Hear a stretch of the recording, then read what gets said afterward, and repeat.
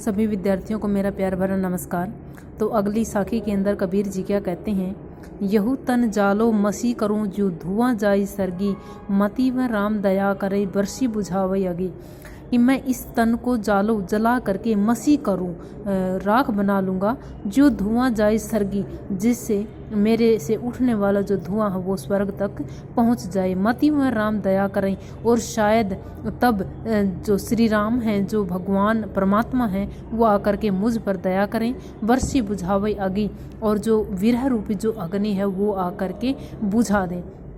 अर्थात कवि के कहने का तात्पर्य यह है कि मैं इस तन को जला करके राख कर दूंगा, ताकि जो मेरे जलने से जो धुआं उठेगा वो स्वर्ग तक पहुंच जाए और उस परमात्मा तक मेरा संदेश पहुंच जाए, और वो परमात्मा आकर के मुझ पर दया करे और मेरी जो विरह रूपी अग्नि है उसको आकर के शांत कर दे, वो परमात्मा मेरे ऊपर दया करें। तो अगली जो साखी है उसके क्या कहते हैं कबीर जी, बिरहा बिरहा जीनी कहूँ बिरहा है सुलितान, जिह घटी बिरह न संसरई सो घट सदा मसान। विरह विरहा विरहा जीनी कहूँ, यानी कि विरह विरह मत कहो, बिरहा है सुलितान, क्योंकि विरह तो हमेशा राजा होता है। जिह घटी विरह न संसरई, क्योंकि जिस घट के अंदर, जिस शरीर के अंदर विरह का संसरण नहीं होता, विरह निवास नहीं करता, सो घट सदा मसान, वो जो घट होता, वो जो शरीर होता सदा शमशान के समान होता है। अर्थात विरह उसी को होता है जो अपने प्रियतम से अलग होता है, और जब हम परमात्मा के विरह में तड़पते हैं तो जितना विरह हमारा अधिक होगा, हमारा परमात्मा के प्रति प्रेम भी उतना ही अधिक होगा। इसलिए कबीर जी क्या कहते हैं कि जिसके हृदय में विरह नहीं है, उसका जो शरीर है वो सदा शमशान के समान होता है। अर्थात जिसके शरीर में विरह नहीं होता वो परमात्मा से प्रेम नहीं करता। इसलिए विरह विरह मत कहते रहो, क्योंकि विरह तो राजा है, विरह तो उस परमात्मा को प्राप्त करने का माध्यम है, क्योंकि विरह जिसके उसी व्यक्ति के शरीर में होता है जिसका अपने प्रियतम के प्रति प्रेम गहरा होता है। तो इस कविता का, इस साखी के अंदर बिरहा बिरहा जहाँ यहाँ पुनरुक्ति प्रकाश अलंकार का प्रयोग किया गया है। सो घट सदा मसान, और वो घट जो शरीर है वो शमशान के समान होता है, यहाँ उपमा अलंकार का प्रयोग किया गया है। तो अगली साखी के अंदर कबीर जी क्या कहते हैं, असड़ियाँ झाई पड़ी पंथ निहारी निहारी, जी बढ़िया छाला पड़ा राम पुकारी पुकारी। तो कबीर जी क्या कहते हैं कि मैं जब उस परमात्मा का इंतज़ार कर रहा हूँ, तो उस परमात्मा के वियोग में मैं इंतज़ार करते करते, उस परमात्मा का रास्ता देखते देखते, प्रतीक्षा करते करते असड़ियाँ झाई पड़ी, मेरी आँखों में झाइयाँ पड़ गई हैं, मेरी आँखें मुरझा गई हैं।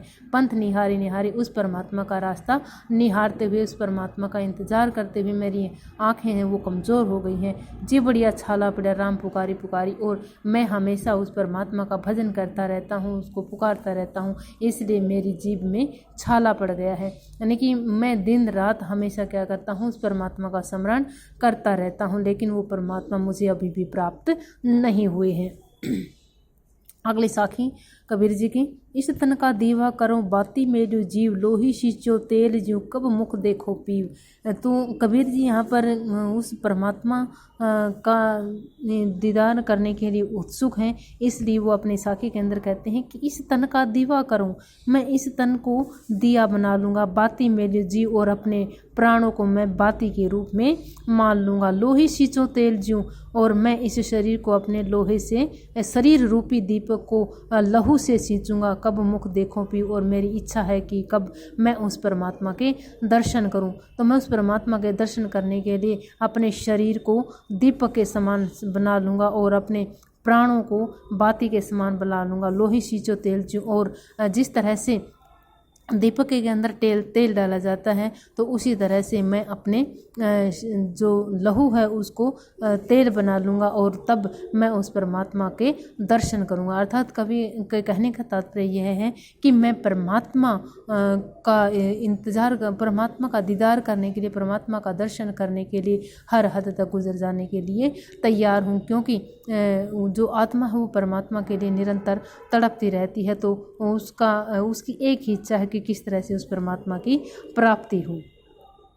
तो अगले जो साखी है उसके अंदर कबीर जी क्या कहते हैं, हंसी हंसी कंत न पाइए, जीनी पाया तीनी रोई, जो हंसे ही हरि मिलई, तो नहीं दुहागनी हो। यानी कि जब हम परमात्मा को पाने की इच्छा रखते हैं तो सोचते हैं कि परमात्मा हमें आसानी से प्राप्त हो जाएंगे, लेकिन कबीर जी कहते हैं कि ऐसा नहीं है। परमात्मा को प्राप्त करने के लिए हमें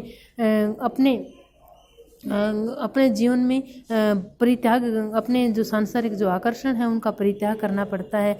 और परमात्मा का जो रास्ता, परमात्मा को प्राप्त करने का जो रास्ता है वो बहुत ही विकट होता है, मुसीबत से भरा होता है। इसलिए कबीर जी क्या कहते हैं अपनी साखी के अंदर, हंसी हंसी कंत ने पाइए। कंत यानी कि पति या प्रियतम।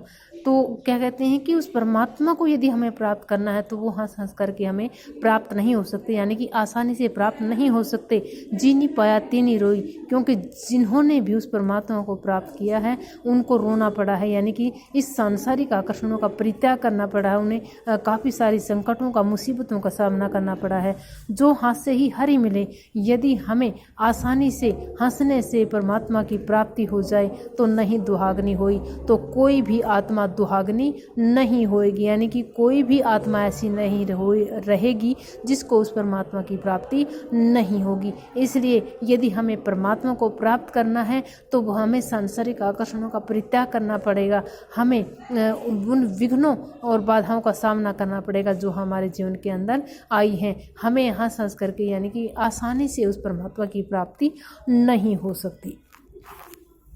अगले पद के अंदर क्या कहते हैं कबीर जी, पार ब्रह्म के तेज का कैसा है उन्मान, कहीं बे को शोभा नहीं देखा ही प्रमाण। यानी कि उस परमात्मा पर, पार ब्रह्म, उस परमात्मा का जो तेज है वो कैसा है, कितना है, कैसा है उन्मान, उसका कोई भी अनुमान नहीं लगाया जा सकता। कहीं बे को शोभा नहीं देखा ही प्रमाण।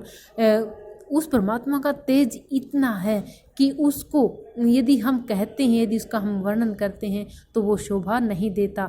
उसको तो तभी देखा जा सकता है, उसका वो वर्णन तो तभी किया जा सकता है, देखा ही प्रमाण, यानी कि देखने से ही, प्राप्त करने से ही प्रमाण मिलता है कि उस परमात्मा का तेज कितना है। यानी कि जो व्यक्ति परमात्मा को प्राप्त कर लेता है, यदि वो उसका वर्णन करता है तो उसके तेज का वर्णन नहीं कर सकता।